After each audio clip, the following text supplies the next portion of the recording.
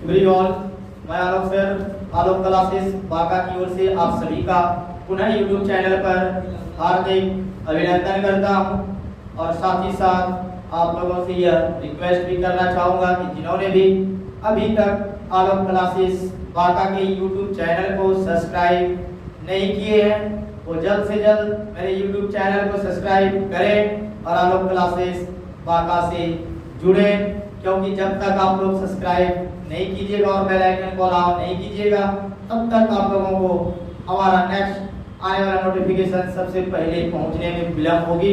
इसलिए जितना जल्दी आप लोग सब्सक्राइब और बेल आइकन को अलाउ कर लीजिएगा। जैसे ही मैं वीडियो डालूंगा सबसे पहले आप लोगों को नोटिफिकेशन गिरेगा और आप लोग आलोक क्लासेस बांका के यूट्यूब ऑनलाइन चैनल से जुड़े और लाभ उठाएं, क्योंकि आप लोगों को पता है आलोक क्लासेस बांका में रेगुलरली तरह तरह के और subject wise video daily provide किया जा रहा है और आप लोग अगर तत्पर नहीं रहिएगा तो वीडियो का लाभ नहीं उठा पाइए।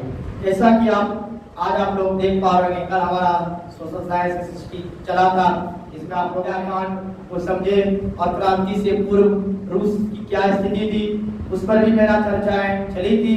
तो आज का जो टॉपिक देख पा रहे होंगे बोर्ड पर वो हमारा सब्जेक्ट हिंदी है। हिंदी को कभी हल्का में आप लोगों को लेना नहीं है, क्योंकि बहुत स्टूडेंट के मन में होता है हिंदी तो मेरा मातृभाषा है, इसमें तो मैं पास कर ही जाऊं, लेकिन जब रिजल्ट आता है तो देखता है कि सबसे कम नंबर हमारा कहाँ है, तो हिंदी में लिखने के लिए मिलता है। क्यों? क्योंकि आप उनको हल्का में लिए, क्योंकि यहाँ क्या होता है राइटिंग पे भी नंबर जाता है और हर्षिका द्विकार या बिंदु चंद बिंदु वहाँ पे भी मेरा नंबर मार्क्स घटता है, तो वो भी आपको फॉलो करना है। तो आज का जो टॉपिक है बहुत ही अच्छा टॉपिक है, इस पर चर्चा चलेगी। देख पा रहे हैं बोर्ड पर कि अभी जो हम लोग सब्जेक्ट पढ़ने जा रहे हैं वो क्या पढ़ेंगे, सब्जेक्ट हमारा क्या है, ये हिंदी है और ये हिंदी जो पढ़ेंगे क्लास 10 लेवल की हिंदी है, लेकिन क्वेश्चन लेवल जो है ये तो हमको स्टैंडर्ड नजर आ रहा है, क्योंकि ये सिर्फ 10 में ही जाति प्रथा और श्रम विभाजन नहीं होता है, क्योंकि जाति प्रथा और श्रम विभाजन की अगर बात आती है तो जैसे जैसे हम क्लास 10 में भी पढ़ेंगे तो थोड़ा हमारा स्टैंडर्ड क्या लेवल लो होगा, लेकिन यही चीज जाति प्रथा और श्रम विभाजन की बात आती है तो जैसे इंटर में आएंगे तो वहां भी हम ये पढ़ेंगे हाई होगा। फिर अगर हम ग्रेजुएट की बात करते हैं, अगर हिंदी ऑनर्स लिटरेचर पेपर से कोई करता है तो यही जाति प्रथा श्रम विभाजन वहां भी लिखना पड़ता है, बल्कि वही 4 से 5 पेजों का हो जाएगा। और अगर फिर हम में मास्टर ऑफ आर्ट्स की बात करते हैं, अगर वहां से भी अगर हम लिटरेचर पेपर हिंदी से कर रहे हैं तो अगर यही वहां की बात करें तो हम 8 से 10 पेजों में जाति प्रथा और श्रम विभाजन होता चला जाता है। तो क्या हम बताना चाह रहे हैं आप लोगों को कि जाति प्रथा और श्रम विभाजन ये चाहे वो 10 के छात्र एवं छात्राएं हो या इंटर लेवल के छात्र एवं छात्राएं हैं या कॉम्पिटिटिव में मैथ्स की जो तैयारी कर रहे हैं वहां भी हमारा जाति प्रथा और श्रम विभाजन दे दिया जाता है, अक्सर पूछ दिया जाता है। तो ये क्वेश्चन आज का बहुत ही अहम साबित होने जा रहा है, क्योंकि हमारा टॉपिक है जाति प्रथा एंड श्रम विभाजन। जान ही रहे कि जाति प्रथा और श्रम विभाजन किस प्रकार से आज हमारे जाति प्रथा मतलब क्या होता है ज्यादा हम चर्चा नहीं करेंगे, क्योंकि क्लास प्रफुल्ल सर का प्रफुल्ल सर ही लेंगे, लेकिन थोड़ा समझाने का प्रयत्न करेंगे, क्योंकि जब ऐसा क्वेश्चन आता है आलोक सर चुप कैसे रहेगा, है ना। तो जाति प्रथा यानी जात पात पर क्या भेदभाव करना, और ये अक्सर भेदभाव हमारे समाज में कौन फैलाने का कार्य करता है जानते हैं कौन? जब राजनीतिक दल हमें जाति पर क्या करता है तोड़ने का प्रयास करता है, और जाति पर तोड़कर किसकी राजनीति होती है, वोट बैंक की राजनीति होती है। चर्चाएं हम अब ज्यादा नहीं करेंगे। फिर होता है श्रम विभाजन। तो चलिए अब क्लास लेने आ रहे हैं माननीय श्री फूल सर, और फूल सर के द्वारा हम लोग जानिएगा जाति प्रथा एंड श्रम विभाजन क्या है, इस पर समाज का क्या प्रभाव पड़ता है और क्या हानियां हैं, सारे डिटेल में जानिएगा प्रफुल्ल सर। चलिए आइए प्रफुल्ल जी का मामला। Hello, good morning everyone. मैं बोलकर आप लोगों का आलोक क्लास बांका के यूट्यूब चैनल पे स्वागत करता हूं और हार्दिक अभिनंदन करता हूं। जैसे कि अभी आलोक सर ने बताया कि श्रम विभाजन और जाति प्रथा क्या है, ये अभी के दृष्टिकोण से सबसे महत्वपूर्ण चैप्टर है क्रम विभाजन और जाति प्रथा। जैसे कि अभी सर बताएं कि जाति प्रथा क्या, क्रम विभाजन क्या। जाति प्रथा अभी जो है सबसे अहम मुद्दा है जाति प्रथा। अगर किसी को वोट लेना है तो जात पात के बारे में बताओ, वोट झोली में दे दो। लेकिन अभी हम राजनीतिक मुद्दा पे नहीं जाएंगे क्योंकि अभी 10th का एग्जाम है तो हम सिलेबस कवर करेंगे सबसे पहले। तो सबसे पहले फर्स्ट हिंदी का फर्स्ट चैप्टर है श्रम विभाजन और जाति प्रथा। तो श्रम विभाजन और जाति प्रथा के लेखक कौन है? डॉक्टर भीमराव अंबेडकर। श्रम विभाजन और जाति प्रथा के लेखक कौन है? डॉक्टर भीमराव अंबेडकर। ये सब जितने भी हमने लिखे हुए यहाँ पर ये सारे मोस्ट इंपोर्टेंट से क्वेश्चन आपका आएगा। ठीक है, उनका जन्म कब हुआ था? जन्म देखिए, जन्म कब हुआ था? 14 अप्रैल 1891। कब हुआ था? 14 अप्रैल 1891। वो कहाँ हुआ था? मध्य प्रदेश। कहाँ हुआ था? मध्य प्रदेश। मध्य प्रदेश में एक गांव या शहर का नाम है महू। ठीक है, तो कहाँ हुआ था? महू, मध्य प्रदेश में डॉक्टर भीमराव अम्बेडकर का जन्म हुआ था। उसके बाद पढ़ने के लिए वो कहाँ गए? ये कहाँ गए? अमेरिका गए और इंग्लैंड गए। पढ़ने के लिए कहाँ गए? अमेरिका गए, इंग्लैंड गए। अब जीवन के प्रमुख व्यक्ति जिनको उन्होंने जीवन का जो प्रमुख व्यक्ति था कौन कौन था उनका? बुद्ध थे, कबीर थे और ज्योतिबा फुले। ये उनके जीवन के प्रमुख व्यक्ति थे जिनसे उनको कुछ सीखने के लिए मोटिवेशन मिलता था। और अन्य नाम क्या था डॉक्टर भीमराव अम्बेडकर का? अन्य अलग से नाम कौन कौन था? बाबा साहेब, उनको कहते थे बाबा साहेब अम्बेडकर भी कहते थे। ठीक है, संविधान निर्माता। संविधान का निर्माण किसने किया था? अगर आपको कोई क्वेश्चन करते कि बताइए भारतीय संविधान का निर्माता कौन है, तो हमको डायरेक्ट आंसर पता है कि डॉक्टर भीमराव अम्बेडकर संविधान के निर्माता थे। वो उनका नाम हो गया संविधान जनक।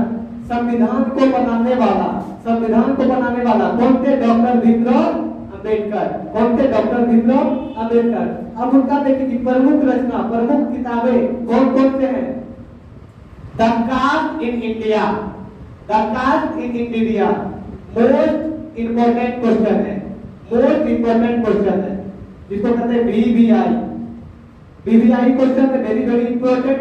The caste in India objective question इससे जरूर आएगा कि द कास्ट इन इंडिया का लेखक कौन है। अगर ये क्वेश्चन आ जाएगा तो आराम से मान सकते हैं कि इसका लेखक कौन है? Doctor Bhimrao Ambedkar. There magnificent इसका लेखक कौन है? Doctor Bhimrao Ambedkar. Buddha and Dhamma, Buddha and Dhamma के लेखक कौन है? डॉक्टर भीमराव अम्बेडकर। डॉक्टर भीमराव अम्बेडकर। अब देखिए बाबा साहेब अम्बेडकर की सब 21 खंडों में प्रकाशित है। अब देखिए ये हमारे कौन है? बाबा साहेब। कौन है? बाबा साहेब। अब बाबा साहेब क्या करते हैं? जाति प्रथा, श्रम विभाजन, आर्थिक पहलू और घर में ही कार्य का तय हो जाना। और ये तीन जो दिख रहा है, ये तीन जो बनकर है, ये है जातिवाद के पोषक जो जातिवाद फैलाते हैं। भीमराव अम्बेडकर का कहना था जाति प्रथा। जाति प्रथा को पता है क्या बात? जैसे कि हम ब्राह्मण हैं तो हम सबसे ऊंचे कास्ट के हुए, कोई क्षुद्र है वो सबसे नीचे कास्ट का हुआ। क्षुद्र आदमी का छुआ पानी ब्राह्मण नहीं पिएगा, ब्राह्मण क्षुद्र आदमी के घर में नहीं जाएगा, वो क्षुद्र आदमी है तो वो ब्राह्मण के साथ बैठ नहीं सकता है। तो ये सारी चीज क्या है? जाति प्रथा। अब देखिए जाति प्रथा और श्रम विभाजन में क्या अंतर है? बाबा साहब कहते हैं कि श्रम विभाजन के लिए जाति प्रथा होना आवश्यक है। कैसे कैसे होना आवश्यक है और क्यों होना आवश्यक है? जाति प्रथा और श्रम विभाजन दोनों एक दूसरे की पूरक या कड़ी बोल सकते हैं। अगर जात पात के नहीं बांटा जाए तो फिर देखिए अब नाई अगर बाल नहीं काटेगा तो बाल काटने का काम कौन करेगा?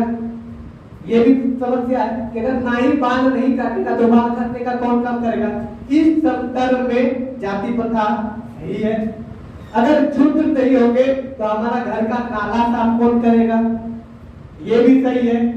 लेकिन इससे क्या होता है कि श्रम विभाजन में अगर श्रम विभाजन होता है तो वो एक काम छोड़कर दूसरा काम नहीं कर पाएंगे।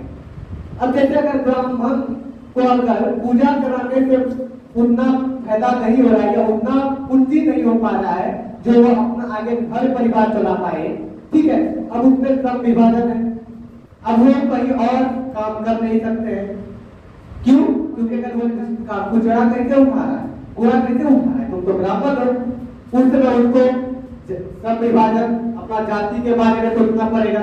अगर कोई उच्च जाति अगर कोई फैक्ट्री में काम करने जाता है या और कहीं काम करने जाता है तो वो बोलता है अरे तुम तो बहुत ऊंचे जाति के हो, तुम यहाँ फैक्ट्री में काम करने क्यों आए हो। तो समझना है कि जाति प्रथा जो है श्रम विभाजन दोनों का एक कड़ी है। उसके बाद बोलता है आर्थिक पहलू, जैसे कि अभी हम बोले आर्थिक पहलू कि जब उसका इसमें पेट भरेगा ही नहीं तो बताइए उस काम से उसका जीवन चलेगा नहीं चलेगा। लेकिन वो अगर अलग जगह काम करना जाता है तो उसका जात पात भेदभाव देखा जाता है। अगर कहीं और कंपनी है उसमें अगर अधिक उच्च वाले के वर्कर हैं तो नीचे पिछली जाति को काम करने नहीं दिया जाएगा। अगर वो अकेला है तो सब मिलकर उसको भगा के देंगे, अरे तुम तो बहुत नीची जाति को, तुम जाओ यहाँ नहीं रह सकते हो। उसको बहुत अलग नजरिए से देखा जाता है। ठीक है, अब बोल रहा है कि गर्भ में ही कार्य का निर्धारण हो जाना, ये गर्भ में ही कार्य का तय हो जाना। अब कोई समझना है कि कोई जो है किसान है, अब उसका अगर बेटा होगा तो सब बोलेगा ये भी किसान का बेटा है। अगर कोई पिछड़ा जाति है जिसको बोल सकते हैं कोई पिछली जाति का है, उसको बोलेगा कि अरे तुम्हारा बाप तो छूत रहे, तुम भी छूत रहे, तुम हटो यहाँ। तो क्या होता है कि उसका गर्भ में ही कार्य का तय हो जाना। अब ये जातिवाद के जो पोषक है, जातिवाद कैसे फैलाते हैं हमको ही समझना है।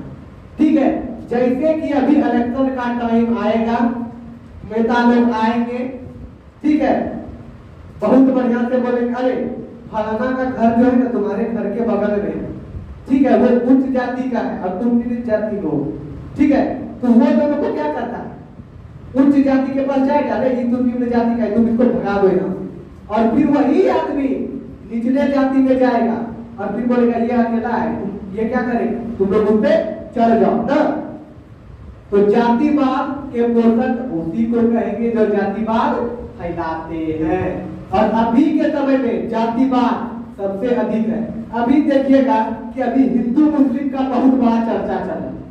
दो शब्द हम इस पे भी बोल देते हैं कि हिंदू मुस्लिम का भी बहुत बड़ा चर्चा चल रहा है। और अभी मुस्लिम बोल रहा है हम हिंदू को काट डालेंगे और हिंदू बोल रहा है हम मुस्लिम को काट डालेंगे।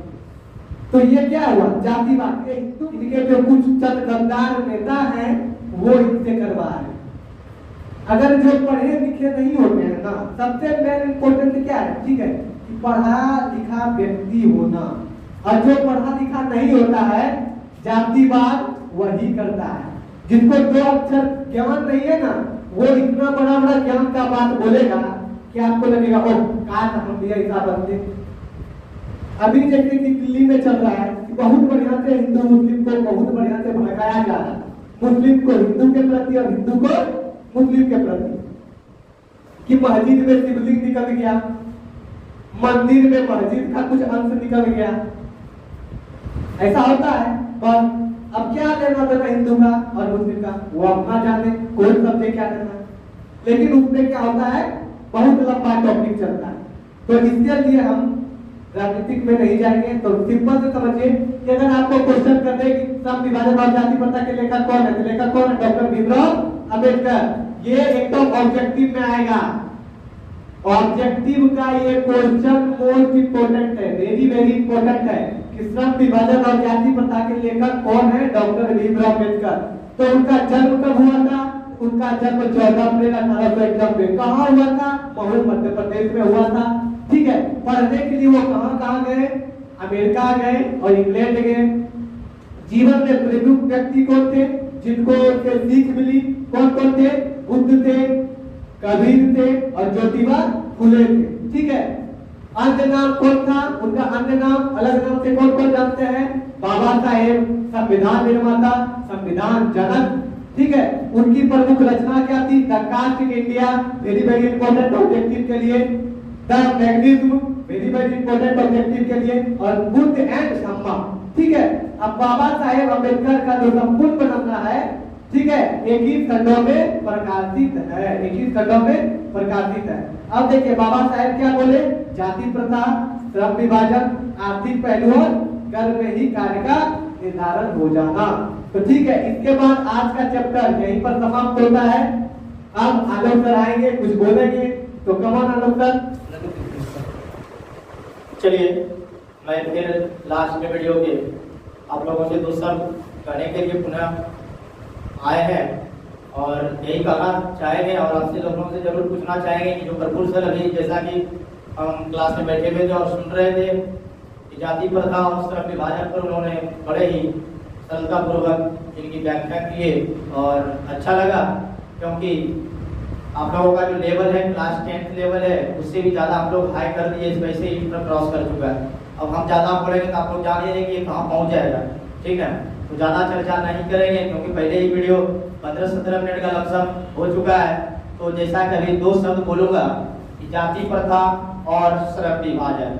तो अगर बात आती है डॉक्टर भीमराव अंबेडकर की, तो उनको कौन नहीं जानता, क्योंकि आप लोगों को पता है अगर पूछ दिया जाए कि संविधान के जनक डॉक्टर भीमराव अंबेडकर ही थे, जाति प्रथा के लेखक डॉक्टर भीमराव अंबेडकर ही थे और संविधान का अगर जन्म हुआ तो डॉक्टर भीमराव अंबेडकर को इनका श्रेय जाता है, क्योंकि आप लोग जान ही रहे हैं कि इनके द्वारा ही क्या किया, संविधान को कई अनुसूचियों और कई अनुच्छेदों में डिवाइड किया गया है।